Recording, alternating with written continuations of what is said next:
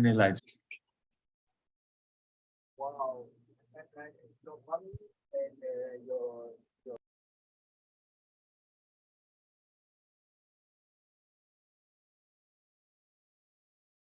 Welcome, everyone. Namaste, assalamu alaikum. Good evening, good morning, good night to wherever you all are at, depending on the time zone in which you live, because there are always people in this meeting from all over the world. Happy Mother's Day, especially to those who are in this meeting today on Zoom and on YouTube. To celebrate this special day, Ravin will play a song in which an expectant mother is being serenaded by her younger brother-in-law. The setting of the song is reminiscent of village life during the days of indentureship, complete with mud houses and sugarcane fields. Ravin?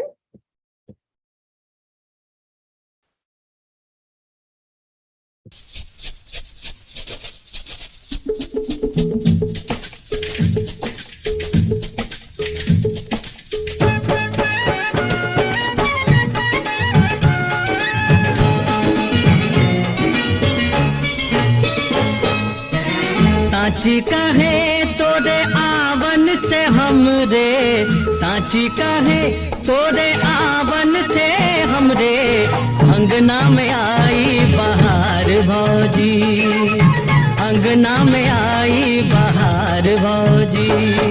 Lakshmi की सूरत ममता की मूरत, लक्ष्मी की सूरत ममता की मूरत, लाखों में एक हमार भौजी, लाखों में एक हमार भौजी। ए भौजी साची कहे तोरे आवन से हमरे, अंगना में आई बहार भौजी।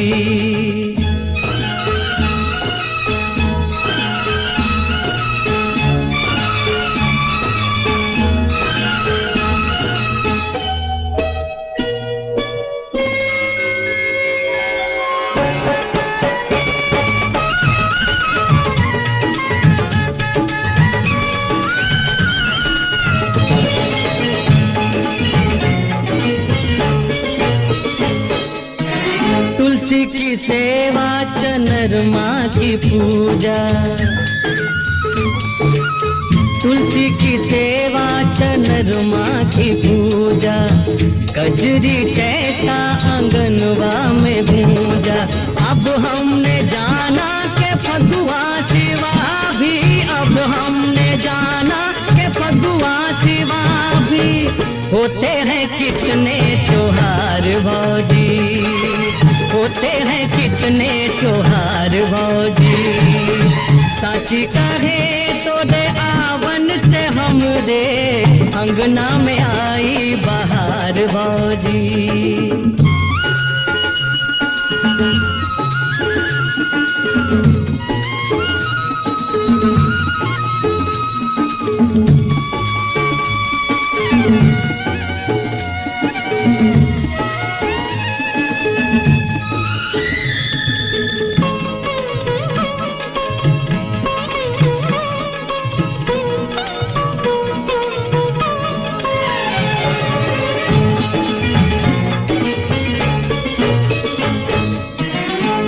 घर था भूतन का डेरा, ये घर था भूतन का डेरा, जब से भया तुमरा पग फेरा। दुनिया बदल गई हालत संभल गई, दुनिया बदल गई हालत संभल गई। अंधन के लागे भंडार भौजी, अंधन के लागे भंडार भौजी।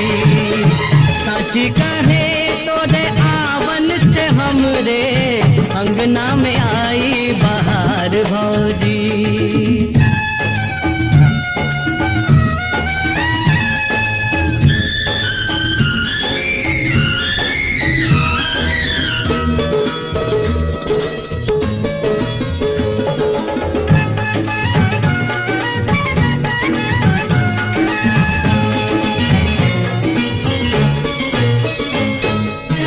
बचपन से हम काका कही कही के हारे,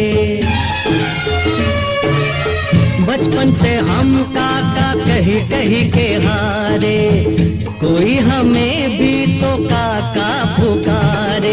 दई दे भतीजा फुलवा सरीखा, दई दे भतीजा फुलवा सरीखा, मानेंगे हम उपकार भौजी, मानेंगे हम उपकार भौजी। ए भौजी साची कहे तोरे आवन से हम रे, अंगना में आई बहार भौजी।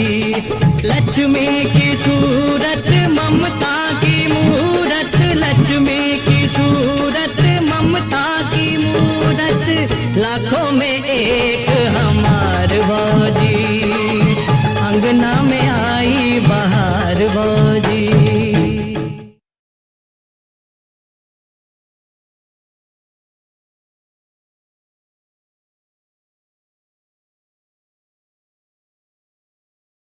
Thank you, Ravan.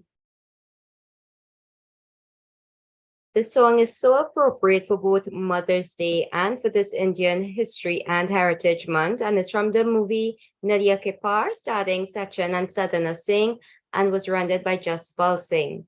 I am Shakira Mohammed from Trinidad and Tobago, a teacher for the past 15 years, and this is the 154th edition of our Zoom public meeting.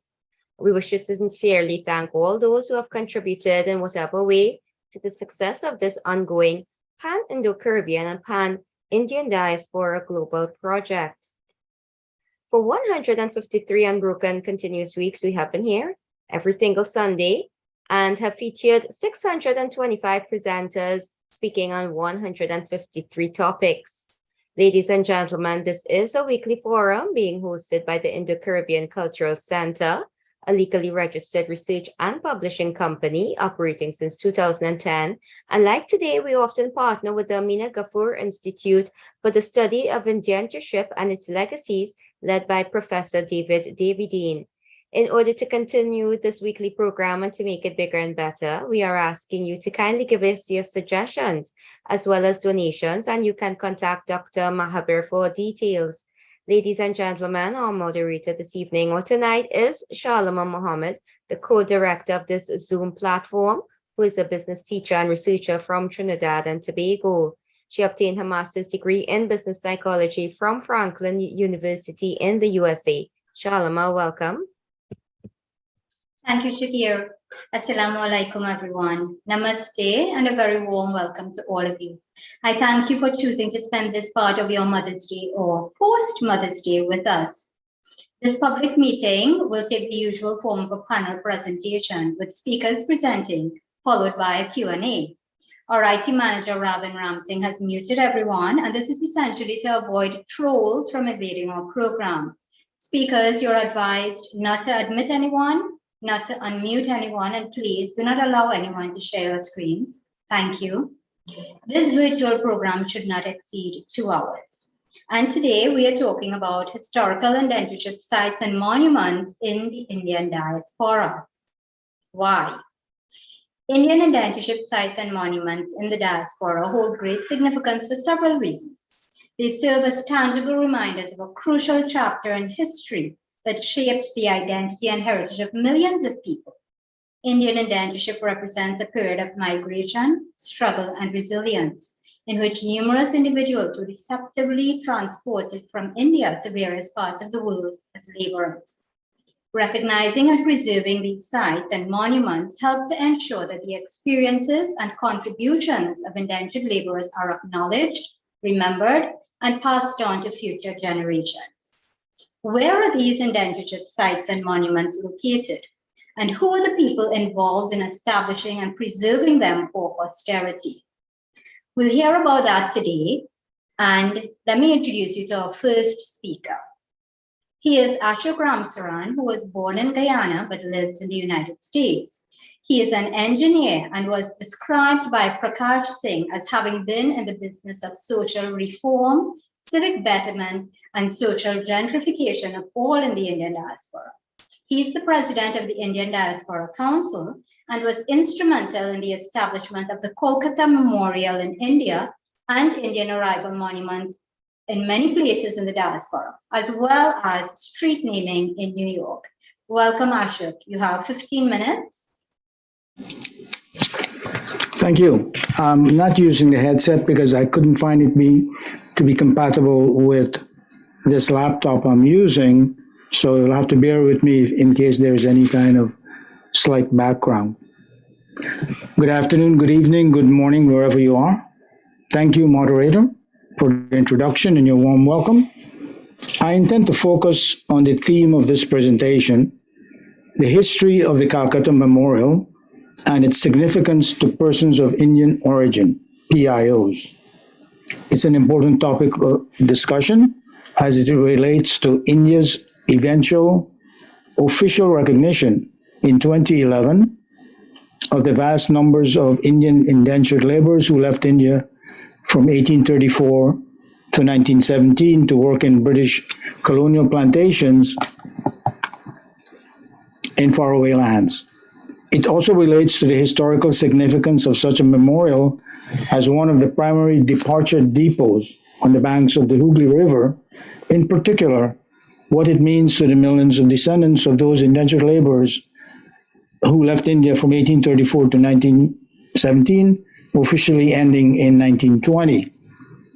The emotional attachment, the linkage, the connection to one's grandmotherland or great-grandmotherland and to our Indian ancestors, especially for those of us who are unable or cannot afford to trace their villages of origin due to missing or unavailable departure records. Slide number 2, please.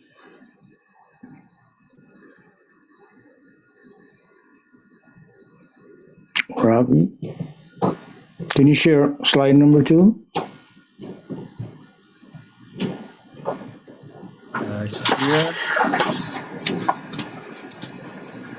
Okay. These are the topics of discussion, and I'll go through in order so that we can have a good chronological idea of how things progressed.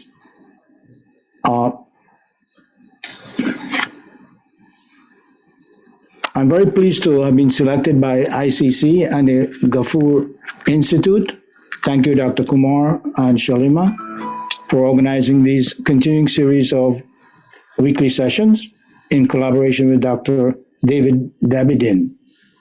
Outstanding global effort you're doing. Congratulations. I'm honored to be sharing this forum with respected panelists, Kiran Chutu Janki of Mauritius and Dr. Sita Shah Roth of USA, Guyana, and Honorable Joseph Bertrand of Trinidad. I want to make a clarification. The announcement states that I am from India or that I represent India. That is not so. I was born in Guyana, as Shalima said, of Indian parents. My great-grandfather arrived in then British Guyana in 1853, and my great-grandmother in 1860. I immigrated to the United States when I was much younger, got an education, settled with my family in New York, so I'm twice removed from India, but I do represent the emotions and interests of the Indian diaspora. I look forward to sharing useful information, history, statistics, motivation, and perspectives, which will provide a better understanding of the Calcutta Memorial and its significance to millions of people around the world. Please note that some of my presentation today includes information previously given at other events and lectures. Slide number 3.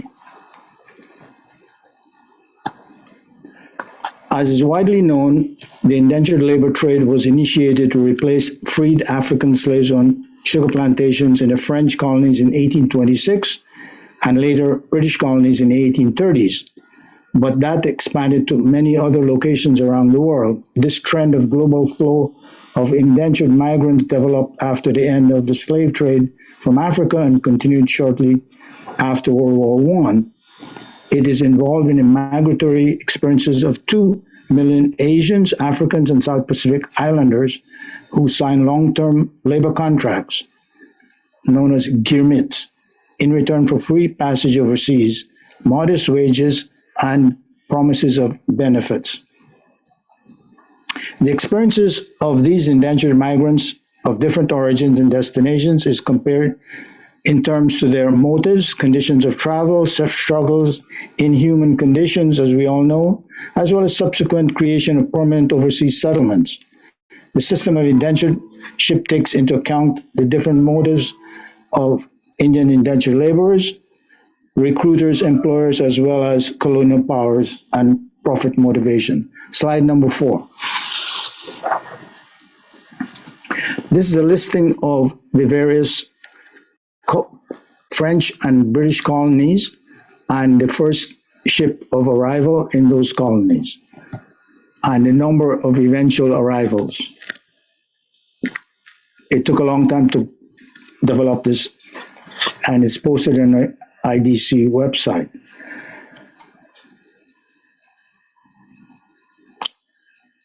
In the USA, I began to read more and more interactive with newly arrived Indians from India. I determined to find my roots. All I found in Guyana's archives is one line in the birth register of my great-grandfather, noting the names of the great-grandfather, but no other details.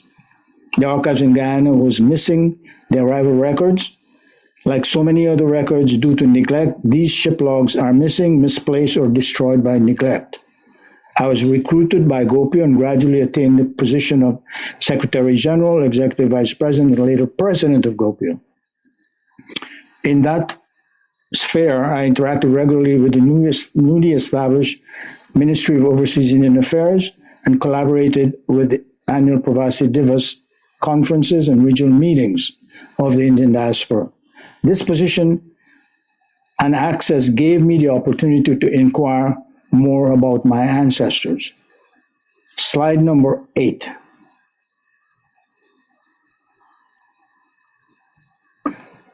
As you can see, I met with many officials from the prime ministers, president, and the various ministers of external affairs, and at times Minister of Overseas Indian Affairs. I interacted with well-known historian researcher Leela Sarup of India/Mauritius, and I made several trips to Calcutta to search for Indian indentureship departure records there.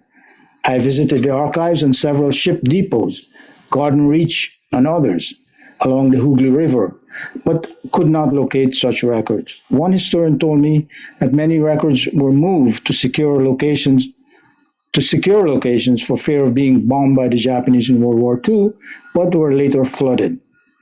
Another obstacle in this quest. So I concluded as follows, that there are perhaps millions in my situation who cannot locate their ancestral villages in India due to lost or unavailable records. So why not put up a memorial to recognize all of them?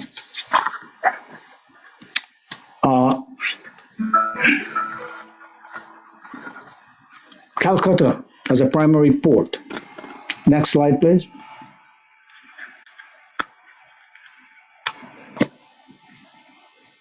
The East India Company was headquartered in Calcutta and facilitated the easy acquisition of lots of cheap labor to fill the gap in the colonies after slavery. The bureaucracy of East Indian Company made it an efficient machinery with recruitment agents in various districts, well-organized immigration passes for each laborer, and the Girmit labor contract. Calcutta became the most practical and efficient port for the transportation of shiploads of laborers after medical inspection and brief periods of barracks quarantine to secure able bodies for the long journey and hazardous work on the plantation. Later, a smaller number of ships, approximately 10% of them, brought laborers from the southern port city of Chennai. Several depots were established in Calcutta, Demerara, Mauritius, Suriname, and others. The Demerara depot at that time referred to British Guyana, but that was the original name, Demerara. Large cuts were made perpendicular to the river for ships to moor and take on the passengers, food, and crew. There were barracks to hold the laborers while waiting, surgeon's office, logistics, and supplies. It was a well-organized system of trading humanity for profit. You can see some of the maps there on the screen, the Demerara clock tower, and some of the cutouts for the ships to dock while waiting. In 2010, when I visited there, the banyan tree overwhelmed one of the barrack entrance and small building because of neglect and lack of use since 1920. A system of 5-year contract was developed for each laborer, identifying their village and district of origin, as well as next of kin traveling. After medical approvals, the laborers are herded up to 400 per shipload and to distant plantations. PIO historians have written extensively on this, so I will not dwell on it anymore. My inquiries and visits to Calcutta. In my quest to find useful information about my ancestors, I met and interacted with, as I said, Lila Saru, but could not locate any records. So I concluded, as I said, that there had to be some singular representation for those people who could not locate their ancestors. It was my motivation to do so for the larger good. My quest took on a sense of urgency and determination to use all potential connections and liaisons to achieve this goal. During 2010, I met in New York with India's Minister of Overseas Indian Affairs, Honorable Baila Ravi. I proposed a memorial to recognize the hundreds of thousands of Indian indentured laborers who left India during 1834 to 1917. My proposal was well received. At his request, I summarized the proposal to a one-page summary, which the minister presented to the Prime Minister Manmohan Singh for his approval. Fortunately, and as things would have it, Prime Minister Manmohan Singh recognized the significance of such a memorial and gave his approval. This was in July 2010. I traveled to Calcutta at the request of the Indian government several times, and in July 2010 met with the West Bengal officials who provided a Navy ship with sailors, historians, and maps. We traveled along the Hooghly River searching for the depots where the ships left. I spotted the Demerara clock tower, and we located the entire Demerara depot. Demerara was the original name, as I said, of British Guyana. It was a very emotional moment for me, sitting on the dock where my great-grandparents left India, just with a promise and hope. With gratitude and praise, I thanked them for their sacrifices for me, their great-grandson, visiting the land of their birth and the place of departure from India. I felt I was doing this for all of them who left, not only for me.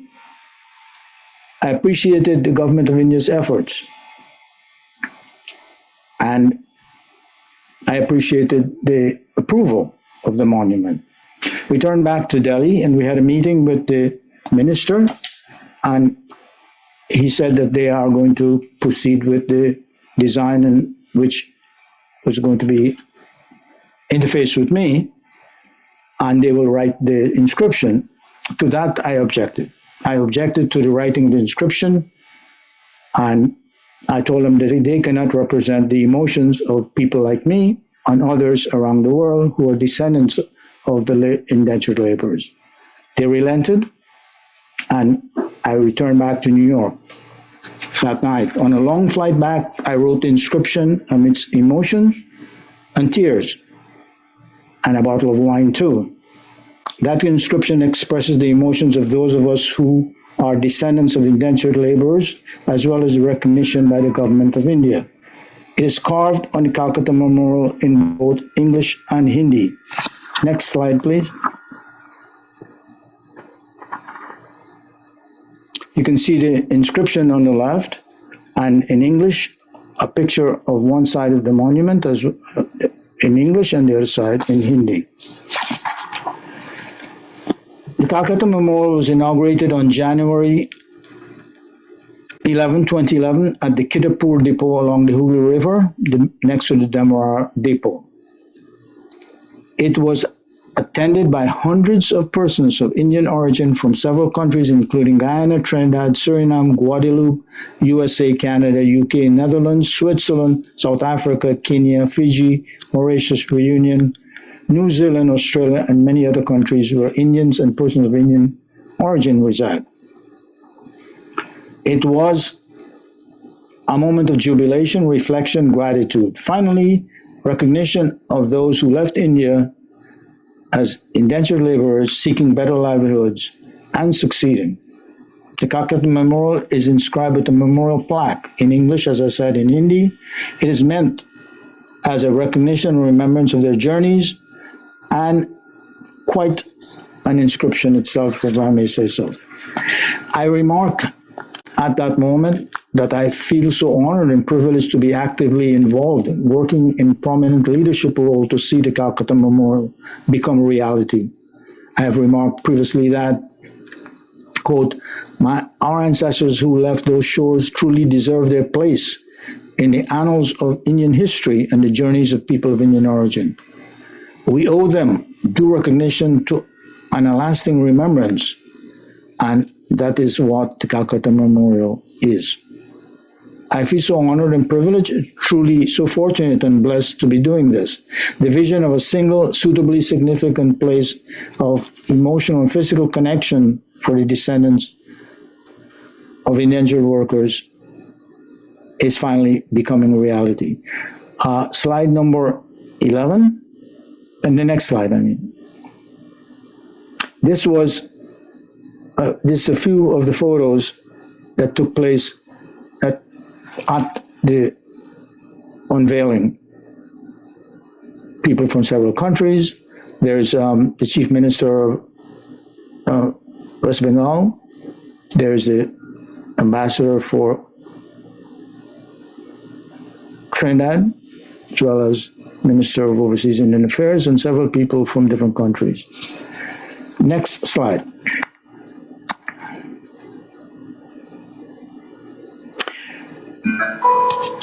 I stated in one of my published articles in 2010 that our ancestors left those shores. These truly deserve a place in the annals of history. We should be proud of them. We certainly owe them a lasting tribute. The first journey was charted by others with little or no choice of destination, a form of servitude. The second journey is for opportunity by choice and circumstance.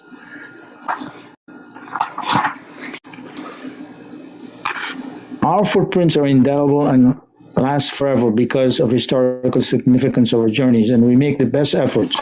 So what is the significance of the Calcutta Memorial? It is significant to people of Indian origin because it finally recognized our bond to India, our ancestry, our roots.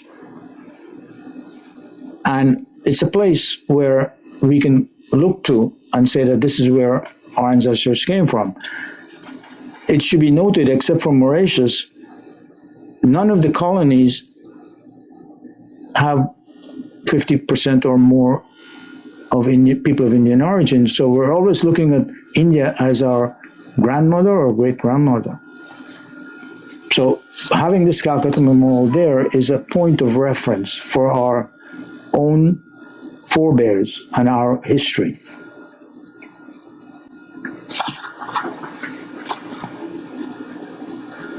The Calcutta Memorial has meaningful significance to millions of descendants of those who left India. It is a place where, on the Hooghly River, on January 11, 2011, that finally the government of India recognized that these things, the history of indentured labor, it occurred from that port primarily, and it acknowledged that it's part of Indian history. Dr. Yeshu Prasad of the Indo-Caribbean Diaspora, an icon in Indian Commemoration Trust, said, "This will be a lasting legacy for present and future generations of their descendants. We're deeply indebted for the Calcutta Memorial, which is a tremendous achievement." Sayantan Chakravarti of the Empire India wrote, due to tremendous efforts and persistence of Guyanese-born Ashok Ramsaran, he worked closely and continuously with the Ministry of Overseas Indian Affairs to draft the inscription and design the plaque, which is actually a monument. The government of India accepted his proposal and erected a memorial monument with the inscription contained therein. The inscription on this plaque was taken from the draft provided. In fact, the tribute of the words have captured and shared sentiments of descendants of those indentured laborers. Next slide, please. Is there a next slide? Okay. Following the Calcutta Memorial, I again collaborated with the Government of India for support and funding of the construction and dedication of Highbury Memorial commemorating Indian arrival in Guyana, May 5th, 1838. In fact, the first Indian indentured laborer in the Western Hemisphere came to Guyana. I'm again honored to have written the inscription for Guyana Memorial. Dr. Sita Shah wrote will most likely expand on this later in this program. In 2014, I was again privileged to lead the effort on behalf of Gopio to design and install an Indian arrival monument, a temple by the sea in Trinidad and Tobago. This inscription followed the same text I used for Calcutta Memorial and Highbury.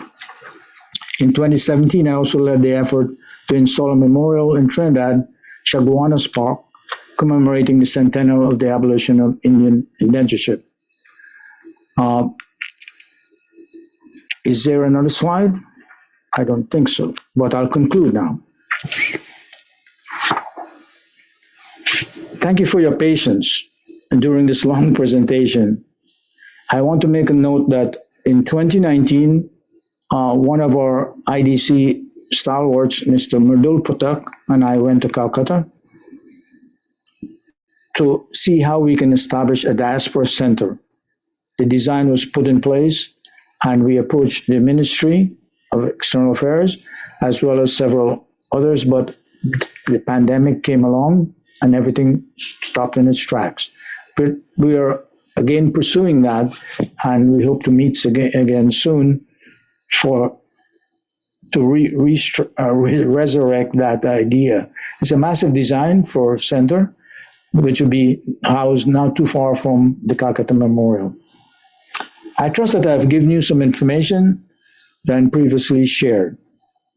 History is written every day. Long-lasting history is a true reflection of our journey. I can answer questions, respond to comments if the moderator determines that time is available. In any event, I can be reached at the Indian Diaspora Council website. Thank you very much for your patience. Thank you so much, Ashok. And on behalf of everyone in the diaspora, we thank you so much for the work that you did in setting up that Calcutta Memorial in particular. I know you have been involved in several, but that one in particular really means a great deal to all of us. And thank you for standing up and saying, I want to write that inscription. It really means significantly a lot more coming from one of us in the diaspora. So we really appreciate all that you shared and all that you've done. There are a couple of comments in the chat for you, and I was going to open it up to questions, but you did take your 20 minutes, sir, just to let you know. So I want to move on. Let me bring on Mauritius first, and then we will come back at the end and we'll take questions from everyone, okay? Thanks again. So, ladies and gentlemen, we move on now to Kiran Chotu Janki of Mauritius. And this is because Mauritius was the first territory that actually received indentured immigrants. She's a researcher doing oral history at the Aprabasi Ghats Trust Fund. She's a producer and presenter of programs on national TV, that is the Mauritius Broadcasting Corporation, and on MBC Radio. Welcome, Kiran. You can go ahead. Thank you. Thank you very much. You're welcome.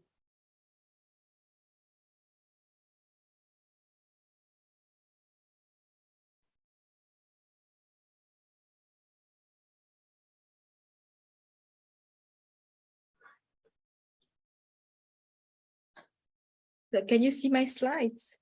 Yes. Okay. So Mauritius is a small island state, as you know, but it has the largest written records of Indian indentured immigrants in the world.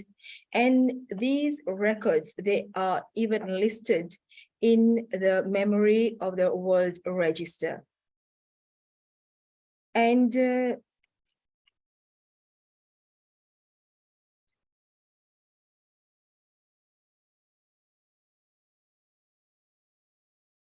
yes, so Mauritius is a pluricultural country where we have people from the African origin, from Europe, from Asia, but mainly from India.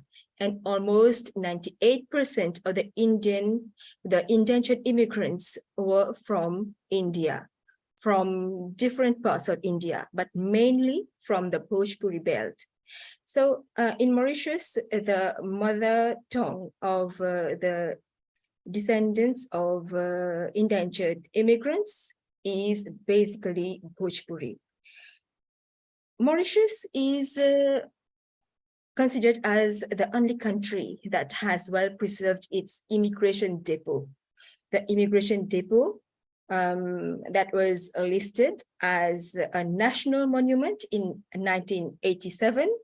And this immigration depot, called Apravasi Ghat, was inscribed on the UNESCO World Heritage List in 2006, more specifically on 16 July 2006. And then this site is considered as the unique indenture site in the world. Apravasi Ghat welcomed more than 500,000 of indentured immigrants, as we just saw the figures in the previous presentation. And this site was listed on the UNESCO list, basically for the Great Experiment. The Great Experiment carried out by the British to test the indenture system following the abolition of slavery. And what qualifies Apravasi Ghat to be listed on the World Heritage List is the outstanding universal value, is basically the criterion 6, which says that Apravasi Ghat is the first site chosen by the British government in 1834 for the Great Experiment in the use of indentured instead of slave labor, and is strongly associated with memories of almost 500,000 of indentured laborers moving from India to Mauritius to work on sugarcane plantations or to be transshipped to other parts of the world. So as we can see in this criterion, Apravasi Ghat is listed specifically for the memories that the site is associated with, the memories, the traditions. In short, it is the intangible cultural heritage criterion that qualified the site, Apravasi Ghat site, to be listed on this list. And as such, Apravasi Ghat Trust Fund is very much committed to carry out research on the intangible cultural heritage related to indenture.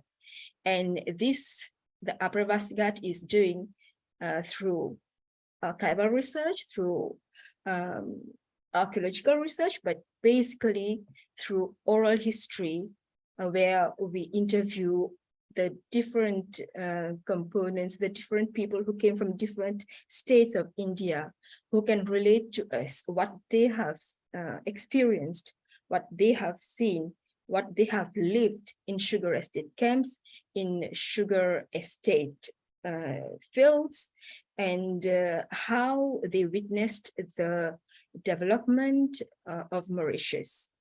And today's topic is basically on the indenture sites, the historical indenture sites. So I'm going to stick to the indenture sites. There are many in Mauritius, despite, as I said, it's a small state island. But the first, for me, if we go through the chronology, Apravasigat is the immigration depot, but while this immigration was happening, while the ships were coming ashore, during that period, there was the outbreak of epidemic, there was contagious diseases that were infecting the indentured immigrants who were brought to the country. And before, once the officers knew that there was, the passengers were infected, those people were brought directly to the quarantine station, to the flat island that is found in the north of the country. And even today, till now, we have the ruins of those, of that quarantine station, which was built in stone, and it is being preserved, it is being conserved by the Apravasigat Trust Fund. And there are publications, there are research, further research that is being carried out to see what kind of diseases was there, what kind of treatment was being given. Actually, there are many, thousands of indentured laborers were placed in quarantine between the 1850s to early 1900. Wherever there was infections in the ship, outbreak of cholera, malaria, or any other contagious disease, several hundred of quarantined people even died in this quarantine station. The flat island still has ruins of this quarantine station. And as I said, it is the conservation work is being done by the Apravasigat Trust Fund. The next indenture site on which I think I should, mention is the Vagrant Depot. The Vagrant Depot is the site that was used to imprison those Indian workers considered as vagrants. According to the 19th century legislation, a vagrant was someone who did not have his immigration ticket on him and who was found in another sugar estate. Those who escaped their employment and left their sugar estate were considered as vagrant. There was no freedom of movement allowed to the indentured immigrants. This site, the Vagrant Depot, is a national monument protected by the government, and it is being restored, conserved by the Apravasigat Trust Fund and the National Heritage Fund. And the Apravasigat Trust Fund has come up with some publications on this site. Mainly the publications, the author is my colleague and friend, Satyendra Ketam.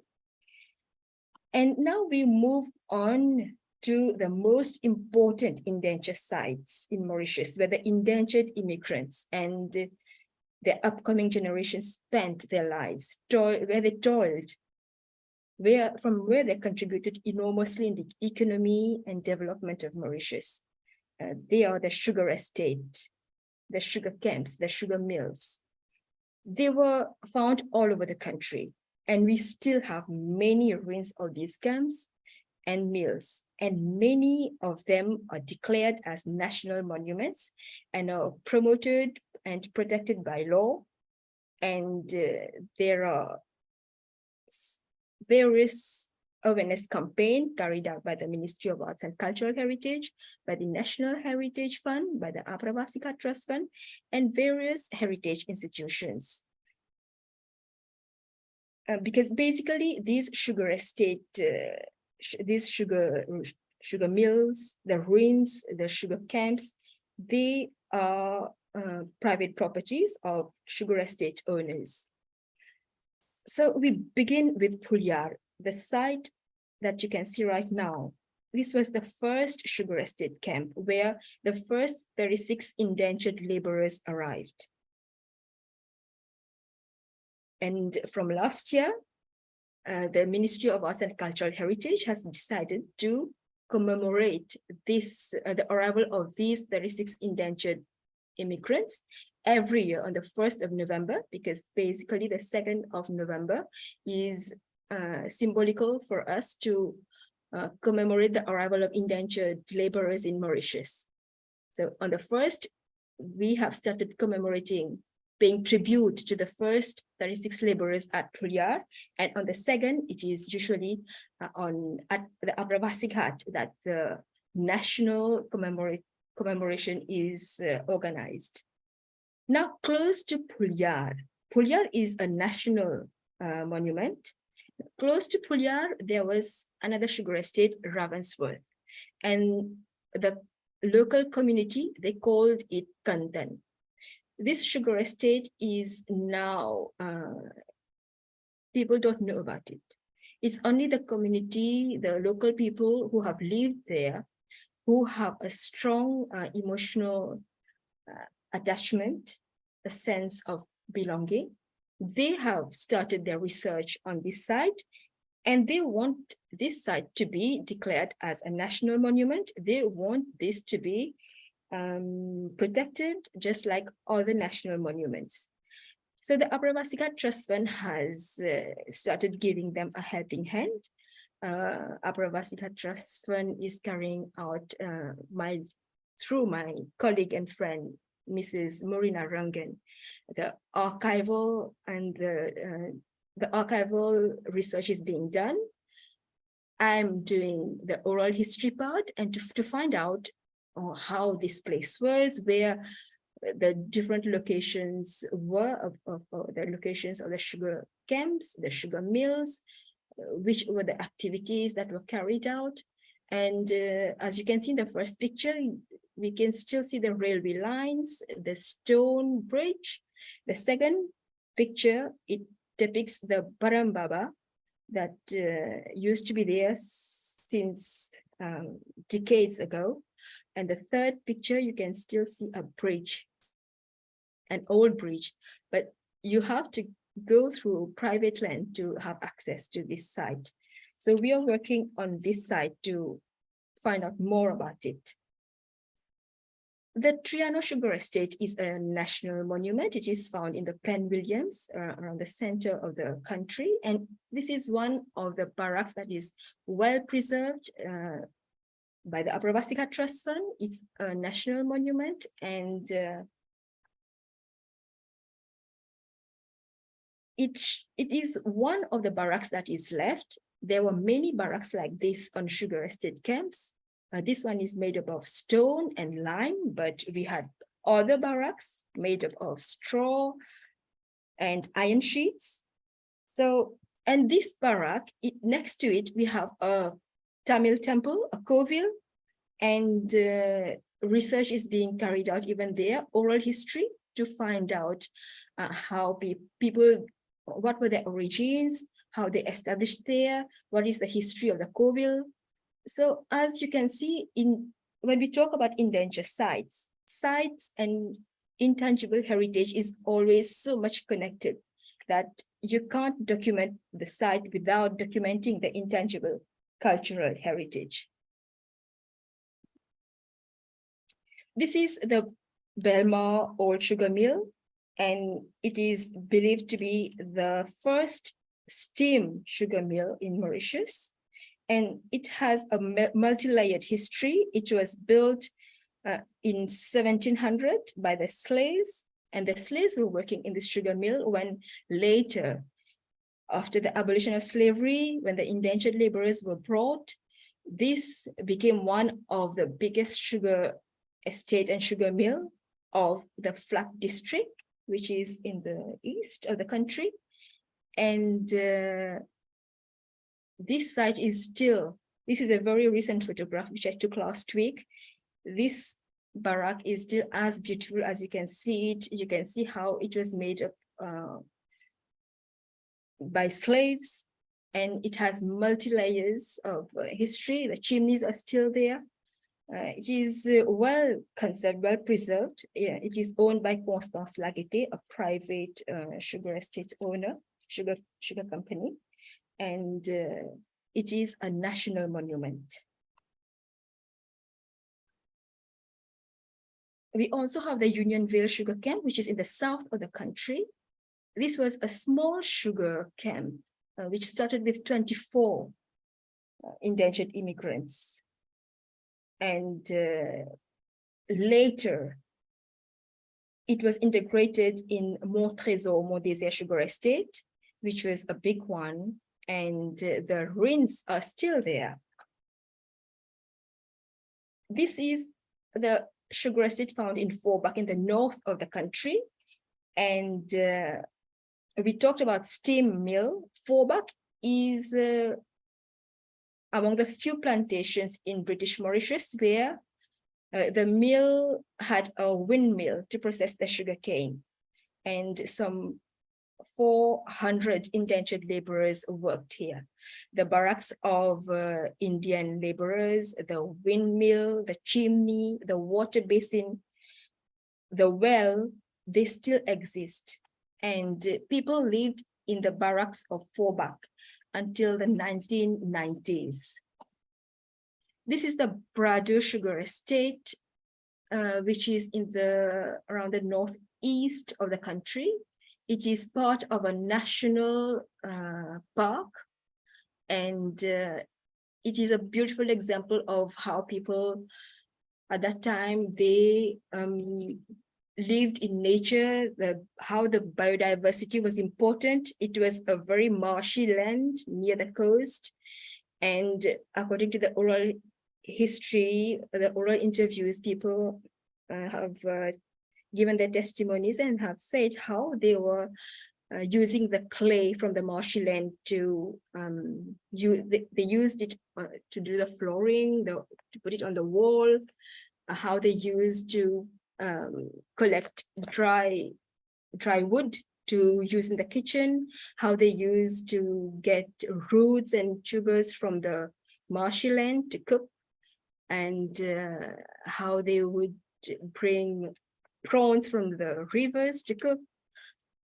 The washing of clothes, the washing of utensils was done by the water from the river. This sugar estate closed after some time, but it still has the ruin of the sugar mill, the well, the railway line, and it is, as I said, a national park. So you have trails where you can walk and discover the heritage aspect of this place as well. So these were basically the main indenture sites. But as I said, the sites are also, they're basically related to the intangible heritage. We also have the Corvilles, we have the Kalimai, and all the intangible, the festivals, the practices, the traditions, the memories that the indentured laborers, they still practice. We are documenting those, and that could be presented maybe in another presentation. So that's it for today. Thank you. Kiran, that was excellent. Thank you so much.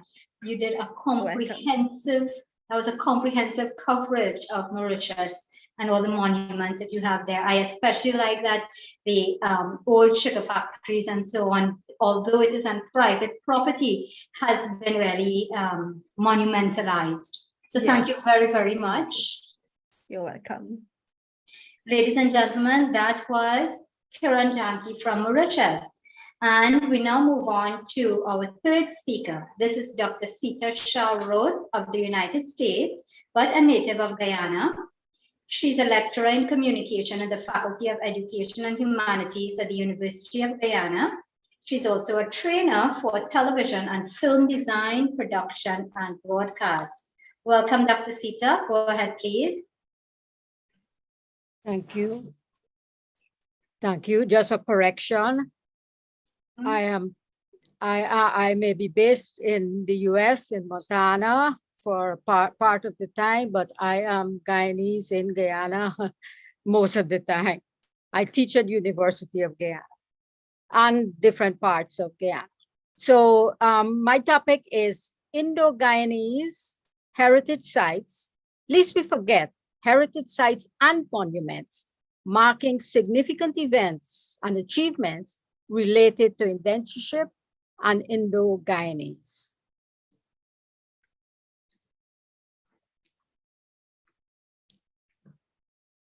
So again, as I said, lest we forget, we mark our place in time and space by footprints that we create during our time on Earth. Our ancestors marked their space in their time in a number of ways as they moved through time and space across the ways of India, British Guyana, then now Guyana. In our time, we marked our combined spaces by ensuring that their footprints are indelible in multiple ways, in deliberate and conscious ways through monuments, historical markers, place names, buildings, passing down of family names, research journals, books, films, seminars such as these.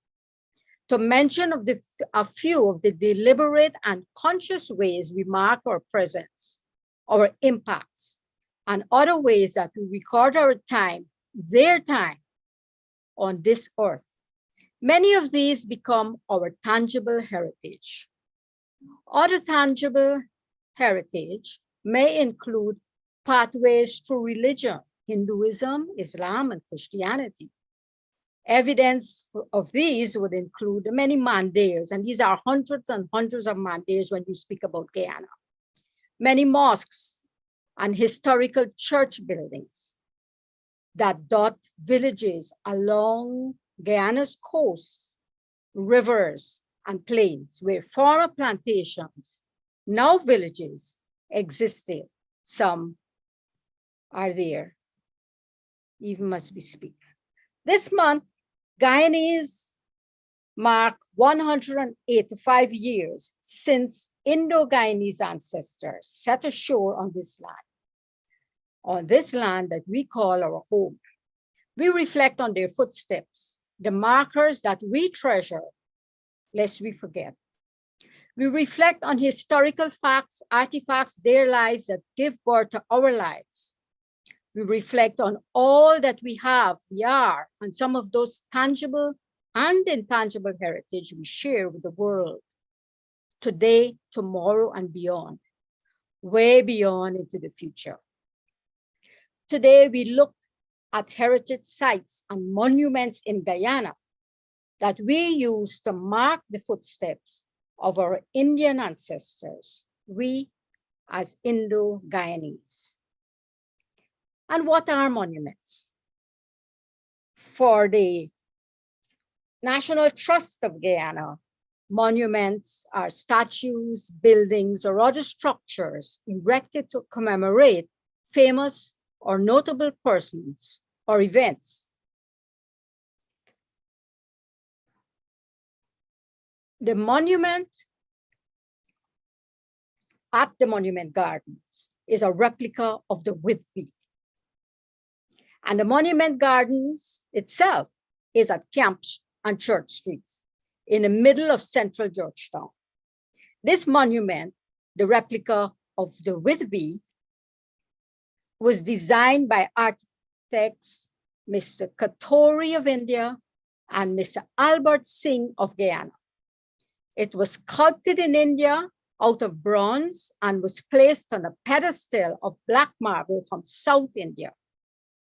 Although the need was conceived and approved of in 1988 through and during Guyana's 150th anniversary of the arrival of East Indians to British Guyana, the Mararat was called then.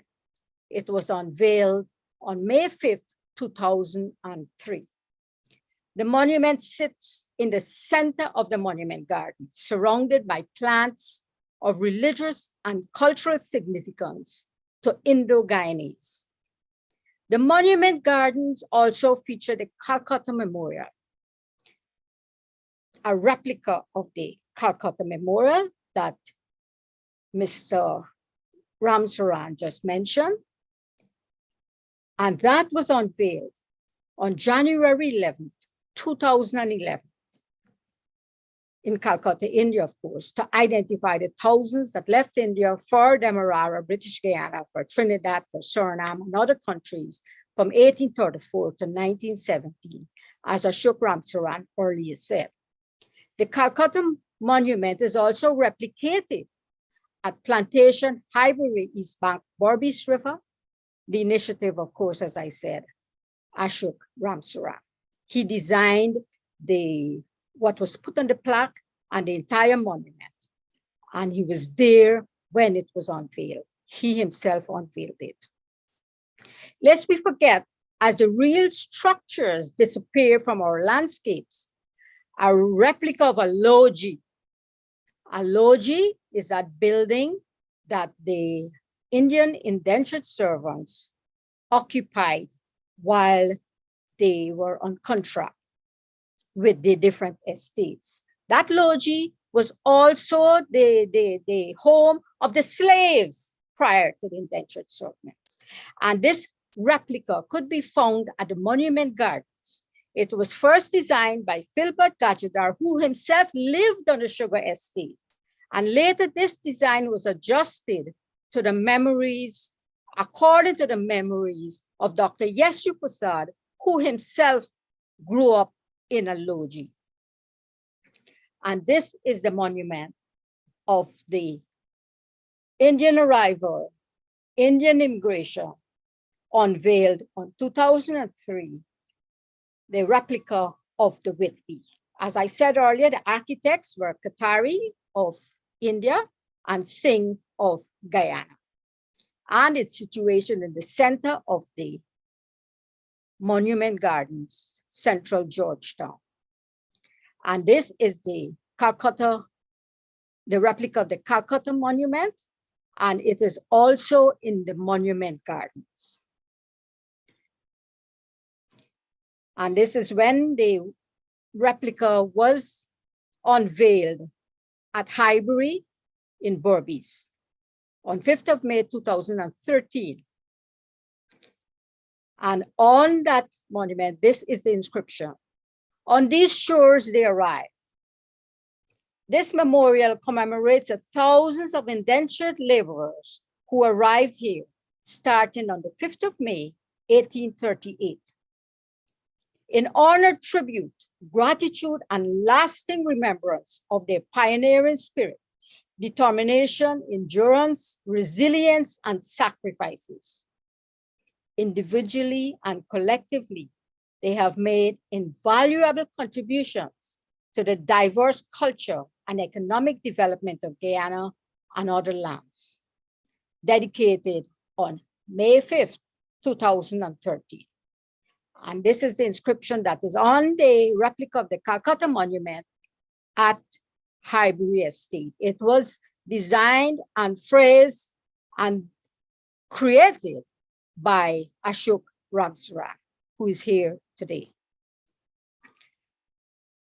In East Berbice, at Palmaria, we have this monument that expresses marks or footsteps, the footsteps of those indentured servants who left Calcutta to come to Guyana, those who landed at Highbury Estate.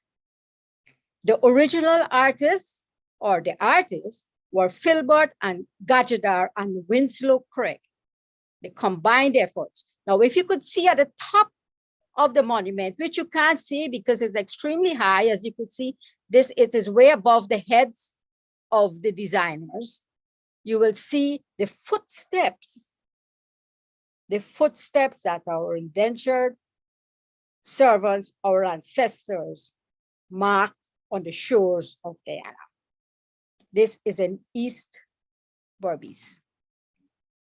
Now, at the Monument Gardens, we have also created an open-air museum. In the photo, you would see the first of the museum. This is when we launched it. The Minister of Culture, Dr. Frank Anthony, at the time is in the center. Dr. Yesu Prasad is on his right, on my right, photograph, your right, and the Indian High Commissioner at the time, His Excellency Mahalingam, was there.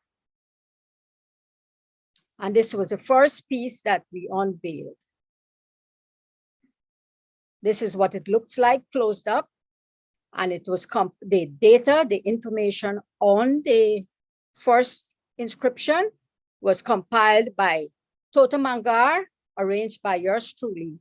And the concept and the design was by Pradeep Samtami, then the president of the Indian Commemoration Trust, the ICT. 2 ships left Calcutta. These ships were owned by Scottish plantation owner Gladstone. These ships left India on different days, yet arrived here on the same day, on January the 13th, 1838. The Whitby left the shores of India with 249 immigrants, and this is contained within that board, with 249 immigrants on board, and arrived in British Guyana on the 5th of May, 1838. 112 days. 5 immigrants died during the voyage. The Whitby proceeded first to Berbice and landed 164 passengers at the Highbury Estate, East Bank, Berbice, nearly 12 miles from New Amsterdam. The first man to step on shore in Berbice was Anand Ram. On the same day, the Whitby sailed to Vreeden Hoek, West Demerara, and landed 80 passengers. Out of the 244 immigrants that came with the Whitby, there were 233 men, 5 women, and 6 children. In Demerara, the first man to disembark, his name was Nutha Khan.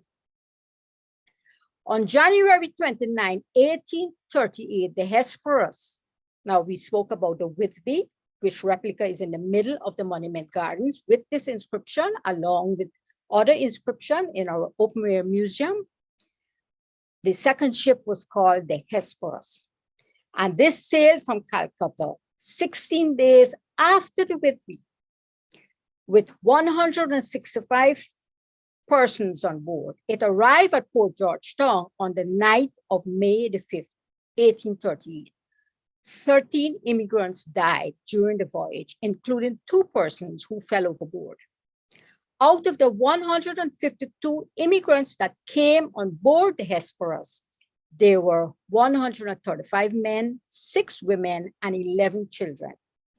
After these first 2 ships, from 1845 onwards, there were 536 shiploads, 486 from Calcutta, and 42 from Madras, and 8 from both ports. In all, 238, 909 East Indians arrived on the shores of Guyana. Of these, 7,547 repatriated.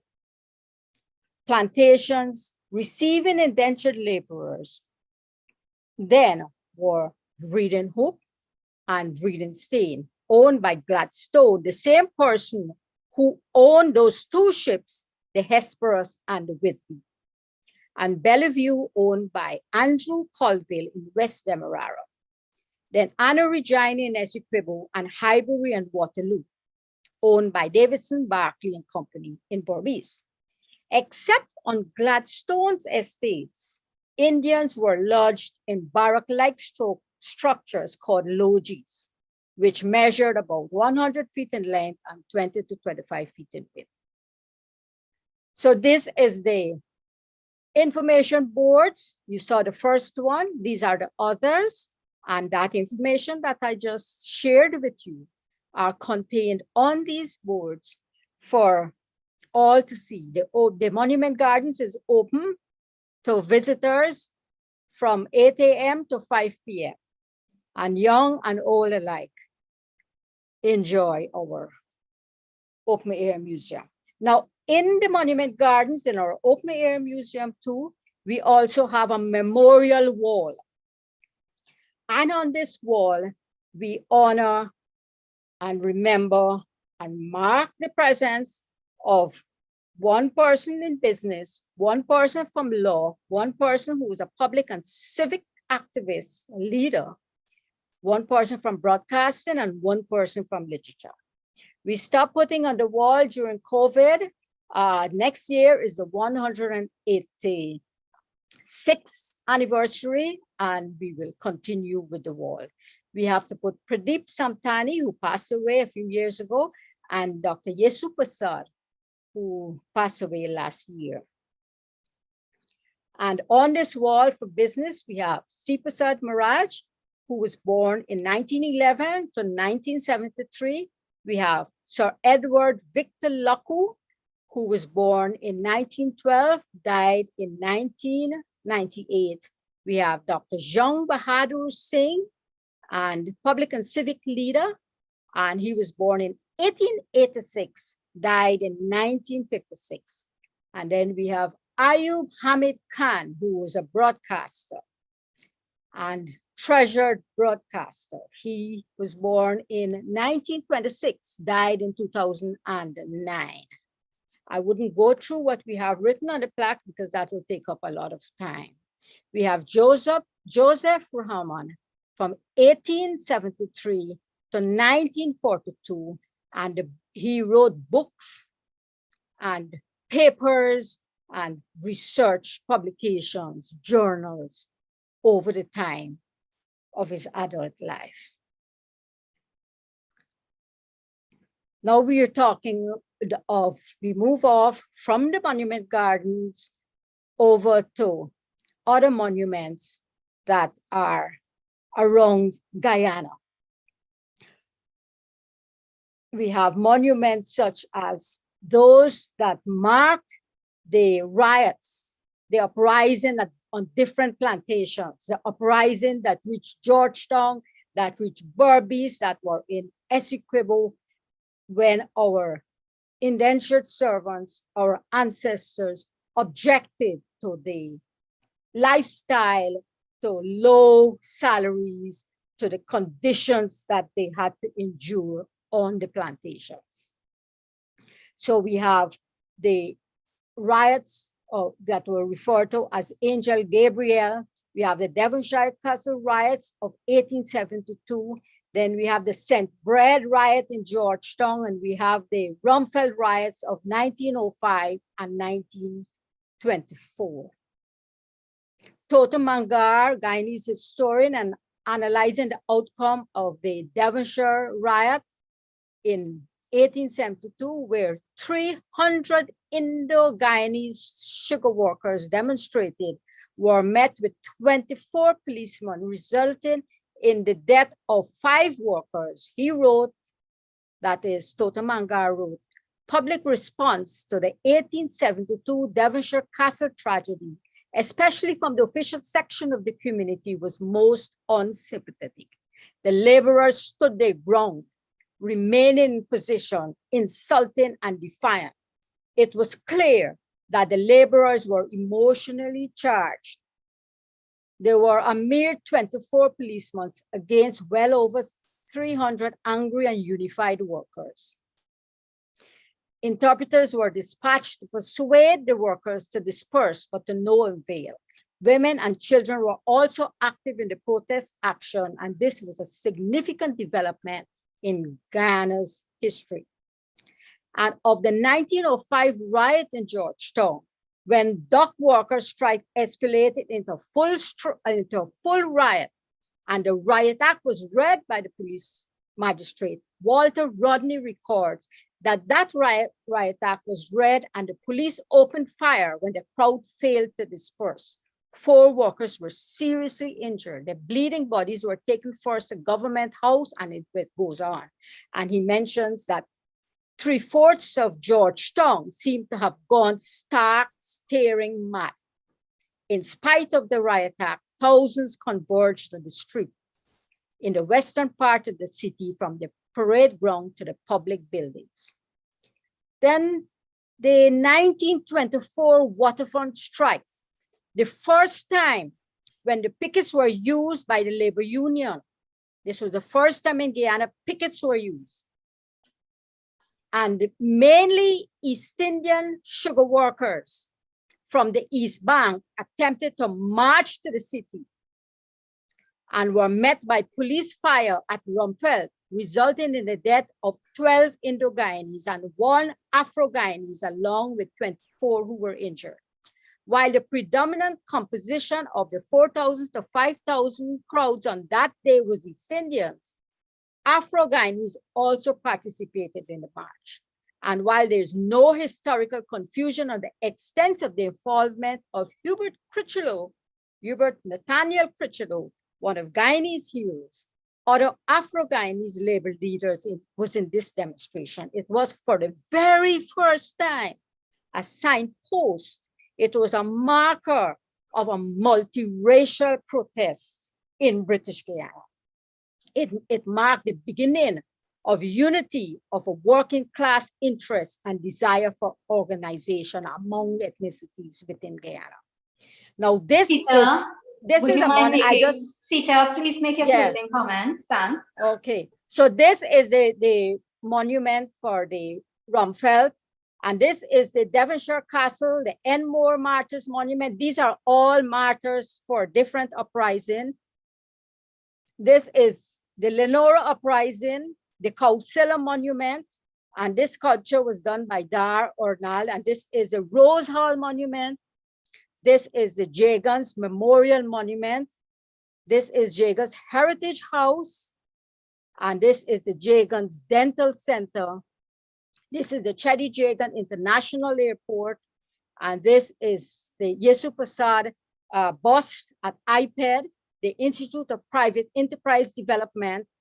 And this is the dental school, as we call it, now the Dental Education Center, Dr. Jagan, Chedi Jagan Center. This is the Edward Bihari bus that is at the dormitory at University of Guyana. And this, of course, is remarked our Arya Samaj presence in Guyana for over 100 years. And we have in the Promenade Gardens, we feature Mohandas Gandhi, and we have 52 feet high statue of Lord Hanuman on the island of Legwan and in Demerara, a smaller one.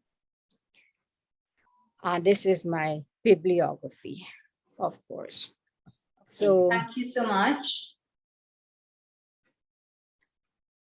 That was a very comprehensive presentation, and I think we got a lot more than indentureship monuments on site. So we really appreciate the work that you put into it. Thank you so much. Ladies and gentlemen, we want to bring on our fourth and final speaker, and this is Mr. Joseph Bertrand of Trinidad and Tobago. He's an education and outreach officer at the National Trust of Trinidad and Tobago. He's also a project engineer, a tour guide, and coordinator of cultural events on Nelson Island, which you can parallel to the local Ellis Island. Welcome, Joseph. Go ahead, please. Thank you very much. And while sharing the screen, I just want to say thank you to all of the presenters as well for bringing their knowledge to the space. Also, thank you to the ICC for bringing this conversation together, the 154th. So congratulations to you all as well. So jumping straight into the monument that I would like to look at today for you guys is Nelson Island, located just off of Trinidad in the Gulf of Paria. All right, not too far from Chagaramas, not too far from Port of Spain, which is the capital. So I'm hoping that you all can see my screen, and we would just dive straight into this little tour of the heritage site, Nelson Island. So the island, firstly, had several different uses: pre-Columbian times as a trading post, the Spanish and British times as a defense post, and in the 1970s, 1930s as a detention center. However, we are looking specifically at the Indian arrival period, and here it was used as a landing site, quarantine station, and immigration depot. All right, so May 30th, 1845, the Fatal Razak landed in Trinidad, bringing 225 adults. All right. And with that movement, there were some issues with the health and so on. So they decided to move to Nelson Island. And Nelson Island on the 26th of December, 1866, had its first ship arrive and land on Nelson, which is the SS Humber, with 329 men, 54 women, 32 boys, and 14 girls landing on Nelson Island. Now, in the beginning period of Nelson Island as a quarantine station and immigration depot, the island could have housed around 400 persons. Then in 1881, developed to hold around 600 persons, and then being able to accommodate 1,000 persons from 1912.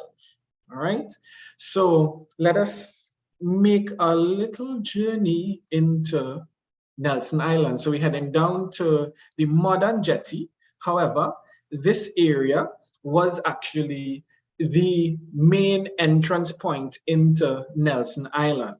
So whichever seafaring vessel coming from India would enter into the Gulf of Paria in and around this area here, where the passengers would then get into smaller boats and then be barged onto the island around this area here, all right, which is the slipway. And then that would take them onto the island.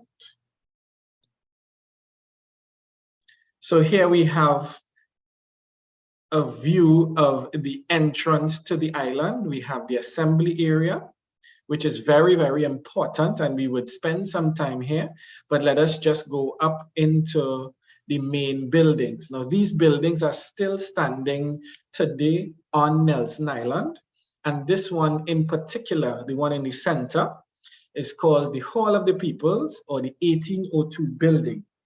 And this building was where the registration would have occurred. Registration, and to the top, there were dormitories as well, all right? So registration to the bottom and dormitories to the top.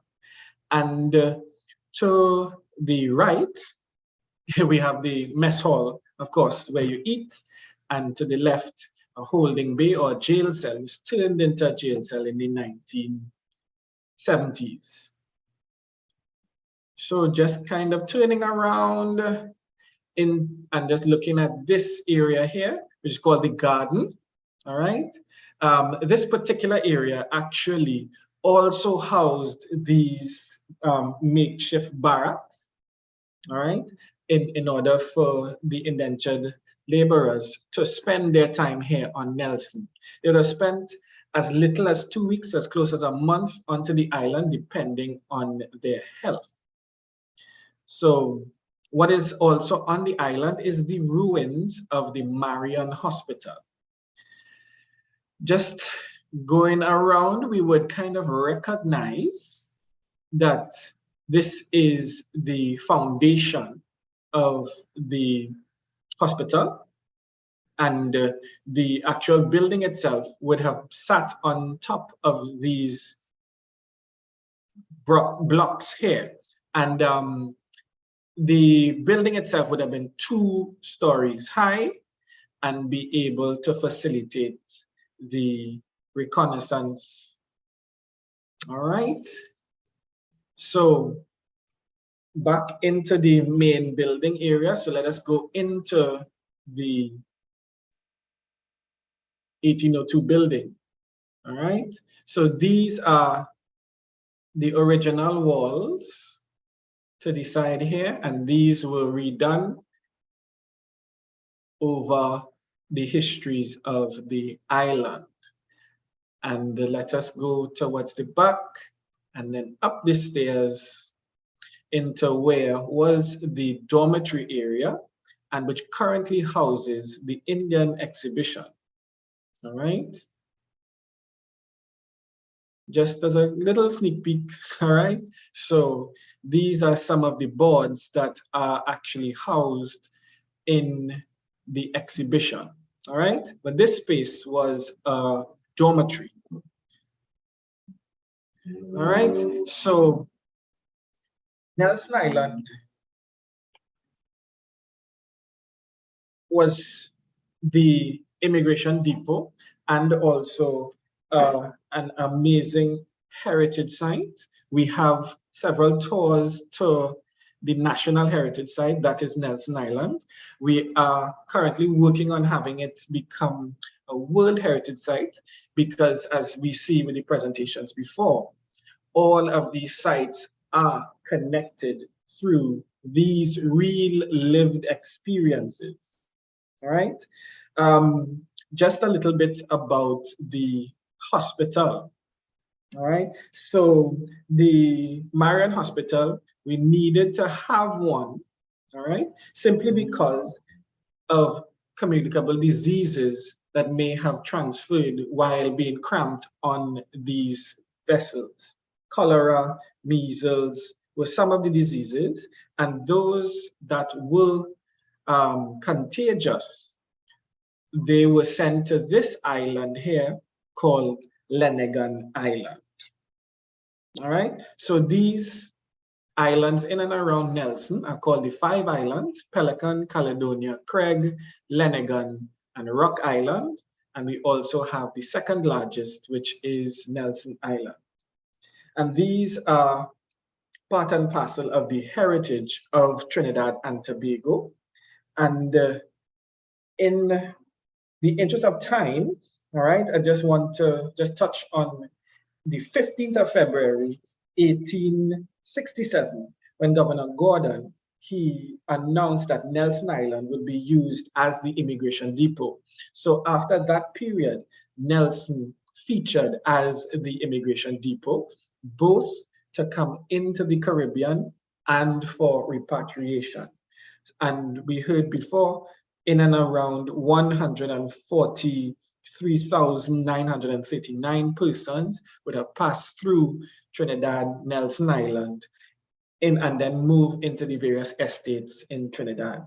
Some stayed, some went back, but the lived experiences are what drive us at the National Trust to keep these heritage spaces alive and open for the public to commune with. So I would stop here for any questions, concerns, and pass it back over to our moderator. Thank you very much for the opportunity. Thank you to the ICC and the National Trust of Trinidad and Tobago. Thanks you for the opportunity to open Nelson Island to your public. Thank you so much, Joseph. Don't stop sharers yet. Just keep it going for a minute.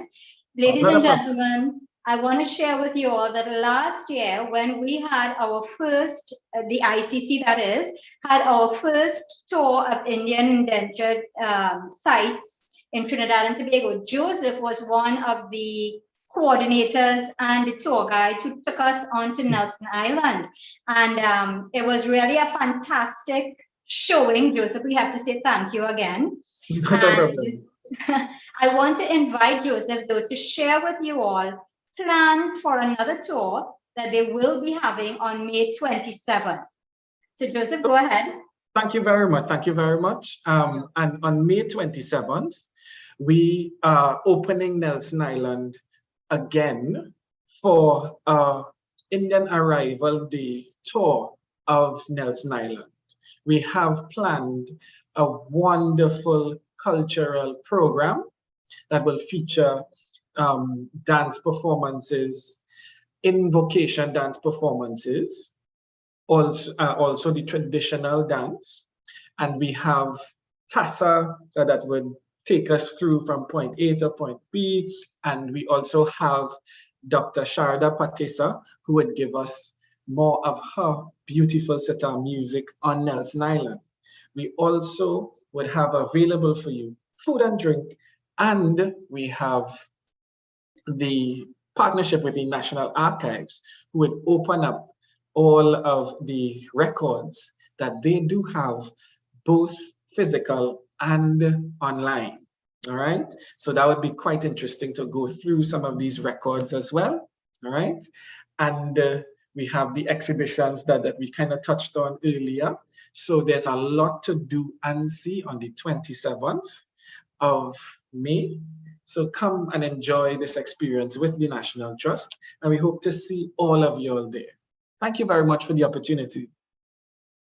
Thank you so much, Joseph. And as always, you are so good at presenting, but I love the presentation today. Thank you, thank you, thank you. So ladies and gentlemen, there we have it. And if you want to get tickets to go to the event on May 27th, you can always contact us at the ICC, as well as Joseph and they at the National Trust. At the National Trust, yes. Yes. Thank you very much. You're welcome. And at this point in time, I want to open the floor. I want to say thank you so much to all our presenters from today, and I want to open the floor to your questions and your comments. If you do have a question, please just indicate by clicking on the reactions button. You will see a raised hand icon. Just click on the raised hand icon so that I will call upon you. But I do know that Mr. Mohammed Keshav G from South Africa, now living in Canada, I believe, would like to say something, and I now open the floor to you. So Robin, can you please unmute him? Mr. Keshav, just unmute your mic. Mr. Keshav, you're still muted. Yeah, can you hear me now? I'm hearing you now, yes. Thank you very much. I'm absolutely fascinated. I mean, I'm the first African Indian on this talk. I think there may be more people. Of course, Mauritius, we got Ms. Janki, but it's fascinating that I just wanted to make one comment and ask one question. And my comment will be very short, and my question will be even shorter. The first comment I want to make is it's fascinating that how early on in the whole struggle that the Indian indentured laborers played such a role in political opposition and political mobilization. And fascinating to see that it was as early as 1924 that you had solidified movement between the Africans and the Asians, as it were, which is very different from our early experience in Africa. And my question, the first one was an observation. My question is, could any of our presenters tell me whether Mahatma Gandhi was in communication with any of those leaders at that time? Because he was very involved with the indentured laborers' grievances in South Africa.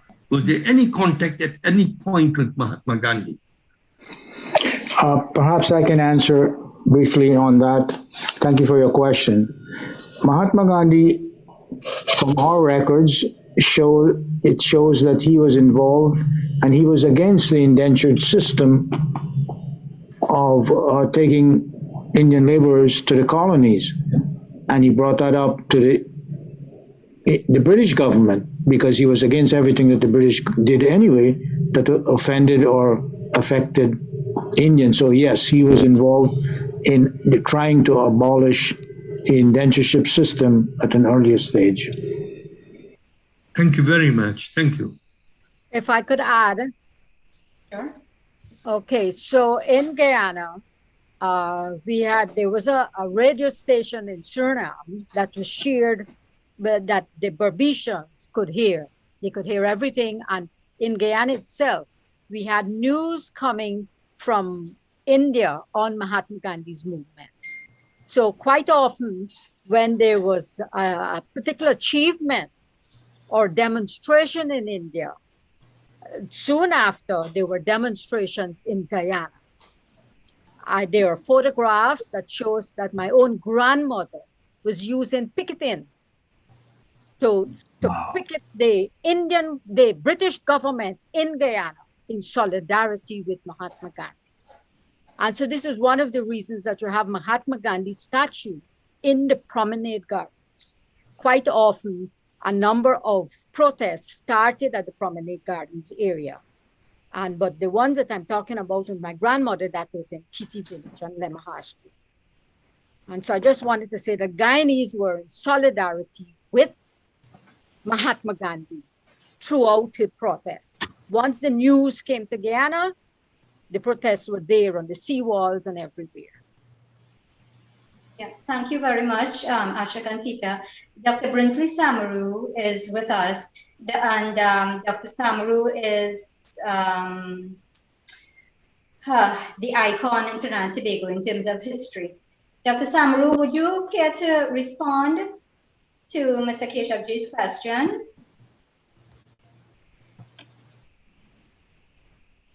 Yeah. Okay, you had unmuted, but you're muted again. Can you unmute it one more time? Right. You Yes. hearing me? Yes. Yeah, Mahatma Gandhi was very close, had very close contact. Yeah, he had very close contact with the Indians in the Caribbean, continuous contact. And the Indians, and he supported the cries in the Caribbean for the end of indentureship. And the Indians were always asking him to come. And he sent copies of his newspapers, his various newspapers, which were regularly reproduced in Trinidad, Jamaica, and British Guyana at that time. And then they asked him, well, can you come down and visit the Caribbean? And he said, I cannot come down and visit the Caribbean. But he sent his emissary, Reverend Charles Freer Andrews, in 1929. And Charles Freer Andrews spent 2 months between Trinidad and British Guyana. And on Mahatma Gandhi's direction, he toured all the sugar estates in both of the islands, spoke to the Indians in English and Hindi, in Urdu, because he was quite competent. And then he wrote a report, a very long report, on the conditions of Indians in the Caribbean, particularly Trinidad and British Guyana, which he presented to the Mahatma. Once he went back to India, he presented it, and the Mahatma said, I'm very delighted that, I couldn't go, but you have gone and done that study. So the importance of that Gandhi-inspired visit by C.F. Andrews was that the plantocracy was trying to reintroduce a second wave of Indian indentureship. And once Mahatma Gandhi got that report from C.F. Andrews, he put his foot down and said, that's it. You cannot reintroduce Indian indentureship for a second time. So he was very important in preventing the resurgence of Indian indentureship as a result of the report of Reverend Charles Freer Andrews. The point is that he was always highly regarded as an icon in the Caribbean, and the Indians kept regular touch with him. Thank you very much. So, Mr. Keshavji, I hope that answers May your I question. respond, please? Yes, sure, Kiran. Yes, Mahatma Gandhi visited Mauritius in 1901, and while he saw the bad condition of the indentured laborers in Mauritius, after his visit, he sent Manila doctor to Mauritius, and they encouraged Indian immigrants to get educated. The bed cars were opened in Mauritius. They also encouraged the indentured laborers to get involved into politics. And on the other hand, Professor Basdev Bisunduyal, who is a very iconic figure in Mauritius, who studied in India, was deeply influenced by Mahatma Gandhi. And when he came back from his studies to Mauritius, he carried out the Jan Andolan in Mauritius. And he encouraged, at that time, to be able to vote, you had to be educated. You had to be literate. And the literacy test was that you should be able to sign. So, Kiran, you're muted. okay, so can you hear me now? Yes. Yeah. So, Professor Basdev, was I muted all along? Oh, No, you- no, just a second ago. Okay, so Professor Basti Pisulia carried out a massive campaign and encouraged people to sign their names. Once you can sign your name, it means you're literate. And then after that, the rate of voters, it rose from 10,000 to around 80,000.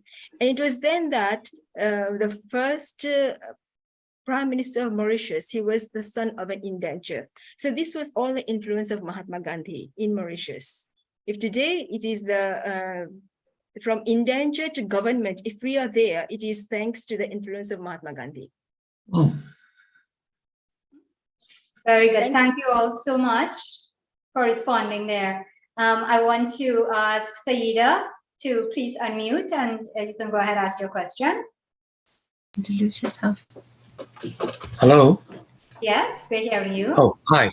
I'm Herman Zelochan, calling from Toronto. My question is, Dr. Samaru, what has become of the Brecon Castle Museum, which you played a very prominent role in setting up, and what will be the future of the Usine St. Madeleine factory in Trinidad? That's it. Thank you.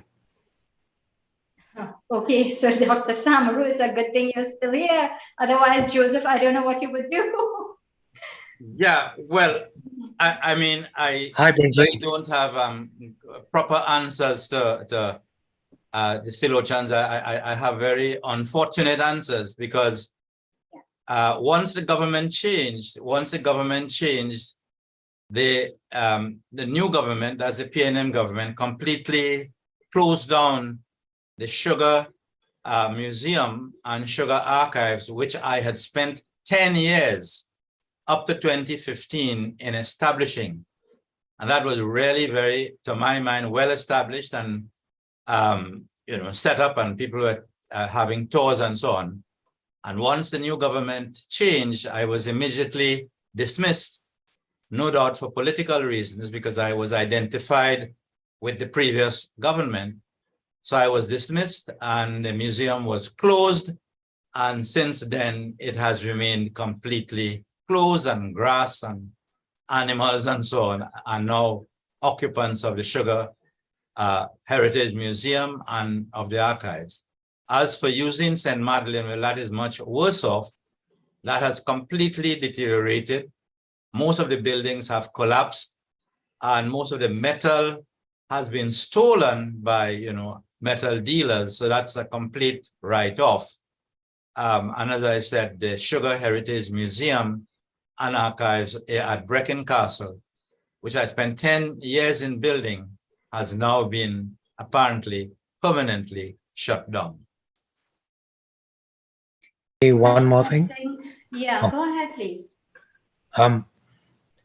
Will you be able to preserve in any form or fashion the Usine St. Madeleine factory? As I understand it, it was the largest refinery in the empire at one time. Yes, that's correct. The Usine St. Madeleine factory was built in 1874 and 1875, and it was in fact the largest sugar complex in the British colonial empire. Well, I don't think that is retrievable because, as I said, most of the metal has been stolen. The buildings have been totally abandoned and are now falling apart. And all the records of the Usine St. Madeleine factory I had retrieved. I had gone myself with my students and got all the paperwork, all the records, and these were stored at the Brecon Castle Museum. As I said a little while ago, that is now totally abandoned. So I cannot tell you anything about all those artifacts and documents that we brought from Usine St. Madeleine. I can't tell you anything because I am not even now welcome at the former Sugar Heritage Village at Brecon Castle.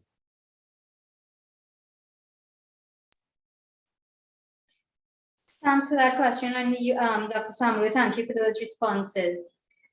Joseph, can you come in here and can you say whether or not the National Trust can intervene in any way to do something about that sugar heritage site, BC in particular? Thank you very much for the question, Dr. Samaru. Good evening. The National Trust, we have stake in the preservation, yes, but because there is the issue of in terms of ownership, we cannot essentially take it over. All right, so that would be unfortunate in terms of the legalities of it. Yeah. Yeah. And I think to Mr. Silochan and all others who are interested, that according to Mr. Samaru, Dr. Samaru some time ago, would have been the rare reason why it is in the situation that it is today. And I have to tell you, I live close to that site, and every time I pass there, you know, it's a little heartbreaking to see the work that Dr. Samaru would have done. We ourselves were privileged to have gone and to have seen it. So I had been there while it was in operation, factory and everything was in operation. And I was able to see the work that he had done to make it into a museum. And what it is now, it's so unfortunate. There has to be a way to get the government to understand how important this is. And when I saw Kiran's presentation, immediately I thought about BC and how important it is to start that back as a heritage site. So I don't know how it's going to be done, but it is certainly something that we can have discussions about and see where we can take it. Yeah, Joseph? Definitely. And I would like to extend the opportunity to meet with you all so that there's strength in numbers, really and truly. So at the National Trust, you're a membership-based organization. So focusing on the preservation of our natural and built sites. And this particular one that we're talking about, BC, we really need to have a voice, right, for it. And if we can really begin this conversation together and take it forward. Thank you very much. All right, very well, thanks. I hope some people will call soon to restore the sugar factory site for historical means in the future. Okay, thank you, David. So let's now take a question from Suresh Rajpura from the UK. Welcome, Suresh ji. Good evening to everyone. Good evening. I just don't have words to describe how I feel. Shalima ji, I attend many Zoom meetings. This is absolutely amazing. I have never attended any such a content-rich session ever before. My heartfelt congratulations goes to all the four presenters. I just can't believe how strongly you feel about your ancestral roots. And it's not only about feeling, but what exactly you're doing about it. All I wanted to say, I really appreciate. And again, I'd like to congratulate all the four people. And obviously you, Dr. Mavi and Shakira, for organizing this event. Amazing. That's what I wanted to say. You really touched my heart. I cried. At that point, I cried. Thank you. Thank you so much. We really appreciate it. And I'm glad that you recognize that this is really important to us. Amazing. Thank you. Thank you. Ladies and gentlemen, I'm not seeing any raised hands. So at this point in time, I will just want to say thank you so much to our speakers today, Ashok Ramsaran, Kiran Janki from Mauritius, Dr. Sita Shah from Guyana, and Joseph Bertrand from Trinidad and Tobago. Thank you as well, Dr. Prinzi Samaru, for always adding value to our program. Thank you, Mohammed Keshakji, for being here, for commenting. Thank you to all of you who asked questions, Winston and Saida, David, Suresh, and to all of you who are here today. Thank you very much. That's it for me, and I'll now turn you over to the chair. Thank you, Shalima, for being a wonderful moderator. And thank you to all. Remember that we are still looking for more Indian elders over 80 years old to interview live next month. For part 10 of the series, we are asking their children and grandchildren to help us in this oral history project. And thank you all for taking the time to participate, and especially to the speakers. As I've said before, this public meeting is being hosted by the Indo-Caribbean Cultural Center and the Amina Ghafoor Institute for the Study of Indentureship and its Legacies, led by Professor David Davidine. You can feel free to contact the ICC to publish your books or your reports. And remember that we are kindly asking for you to give us your suggestions as well as donations, and you can contact Dr. Mahabir for details. Thank you to the advisory and planning team led by Dr. Kumar Mahabir, and to our IT manager behind the scenes, Robin Ram Singh, who has been recording the program and will edit and upload it to our website and to YouTube permanently for posterity. So our topic next Sunday will be part 2 of the historical indentureship sites and monuments in the Indian Diaspora. Please feel free to visit our YouTube channel to see all of our past recordings. I am Shakira Mohammed of Trinidad and Tobago saying goodbye. May God bless you all. Dhanyavad.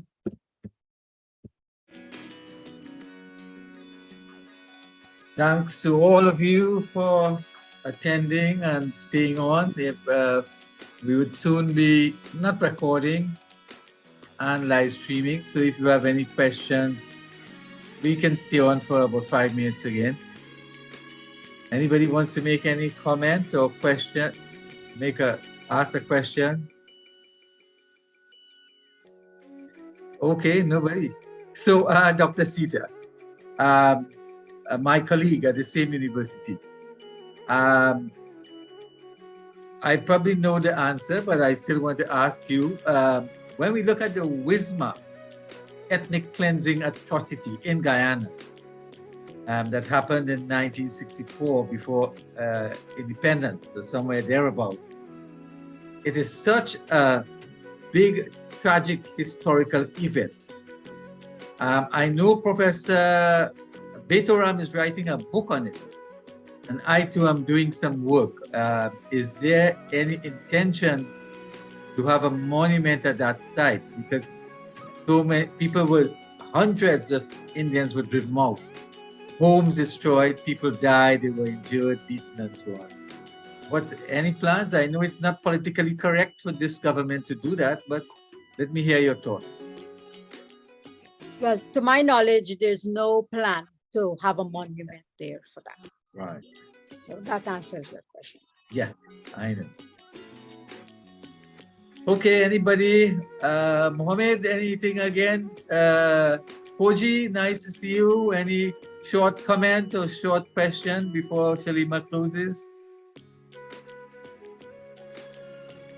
Okay, yeah, if I may just say something, Dr. Mahabir. Yes. So fascinating. I mean, I've been in Britain now for the last 12 years. I was in Europe 30 years, but I never realized that you people were so active in recapturing your history to this extent. And I think that in Africa, particularly Kenya and South Africa, which has about 80,000 people in Kenya, Indians, in South Africa is over 1 million people. This is what you are doing.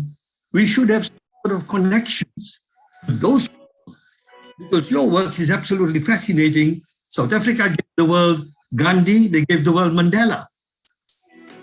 They gave the world what you've been able to do in Fiji, in Mauritius, in the Caribbean. I mean, this is a rich history.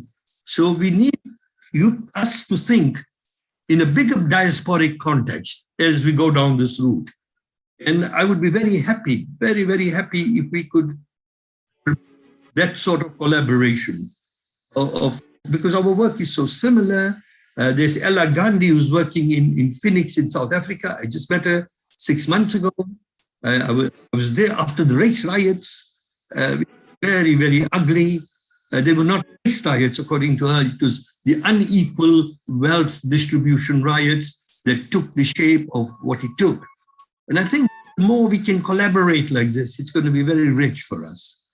Yeah. Be thankful to you, Dr. Mahabir, and to Shalina, let's get your name right. Shalima, people are able to do. Thank you for having me on this particular session. Thank you. Okay, Dr. Mahabir. Yes. Reference what Professor Samaru and Ashok Ramsaran said as regards Gandhi. Gandhi was in Gandhi's emissary, Andrews, was in Guyana when the Rose Hall uprising hit the press. On the front page of the newspaper, when all the police reports were saying nobody was killed, it's no big deal, etc., etc. The newspaper, because of one of our of a woman in Barbies having anyway, that's a long story.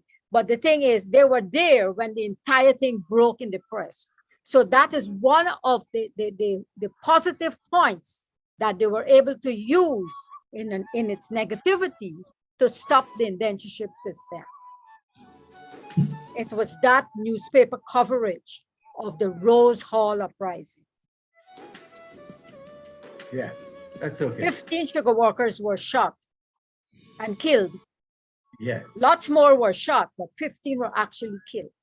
Right. And the monument that supports that shows a separate monument in a circle for each of the 15 workers that was killed.